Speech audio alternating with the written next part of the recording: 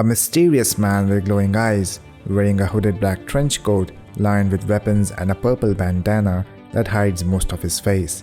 He is seemingly allowed to pass unhindered by the game's enemies, the Ganados. We are talking about the Merchant. The Merchant was first introduced in the 2005 video game Resident Evil 4 as one of the few non-hostile characters. First appearing at a window, the Merchant speaks in a pseudo-Australian accent and encourages Leon to follow him behind the building, where Leon will find him standing near a flaming sconce. Once approached, the Merchant opens one side of his coat to reveal a vast assortment of ammunition and firearms, encouraging Leon to purchase from him with phrases such as, "What are you buying?" Afterwards, the Merchant will reappear at various points throughout the game, the locations marked by similar sconces. He sells weapons and items and purchases valuable antiques and gems that Leon discovers for the in-game currency. He also rewards Leon prizes for good marksmanship, using his shooting range as well as shooting blue medallions scattered throughout the game's levels. The Merchant instantly dies if harmed in any way,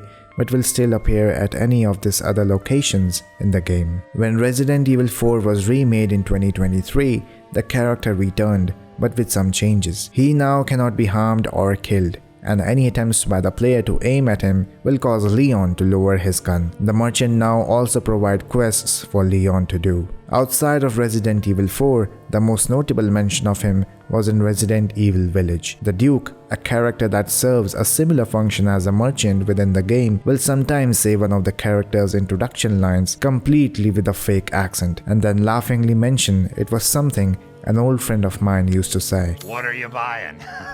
Just something an old friend of mine used to say.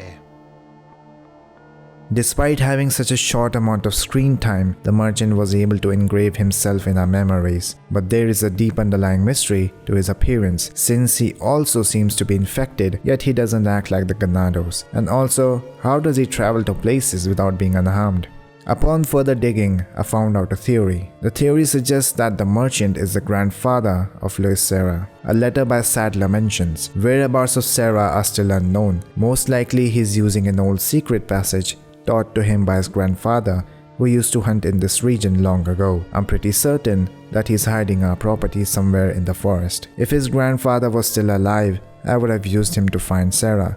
But how did he find out about the egg injected into his body? And the fact that he was able to remove it before it hatched is concerning. Another factor that concerns me is that Sarah escaped with her property just before the American agent arrived. I don't believe that was just a coincidence. Then later, when referring to who he can put Las Plagas in, if chosen poorly, they could betray me. I've learned my lesson when Sarah betrayed me. I will not make the same mistake again. The Las Plagas never hatched in Louis Serra because he had the suppressing drugs, so it would make more sense that he was talking about Louis's grandfather. The part about if his grandfather was still alive seems to be just a red herring. Louis's grandfather could have faked his own death upon learning Louis was to be implanted or whatever. Beyond is just speculation, though I do think it's strongly hinted that the Merchant is Louis's grandfather. That's how he was able to appear anywhere using the tunnels and has supply to a lot of weapons which he was able to steal from Sadler. Another thing I think worth mentioning is that Merchant knows where you are. Right after Louis leaves, after the ex-Ganado scene, it's as if Louis told the Merchant you were in there. Maybe just more speculation, but Louis carries the red 9. The Merchant shows a preference for it as well. The thing about him being a Ganado and him not attacking you seems to justify the theory as well. What I think he's doing throughout the game is hiding out and getting Leon to rob the village and castle for him. Or maybe he's just a greedy man looking to sell to whoever pays a good chunk of money. Let me know what you think about this in the comments.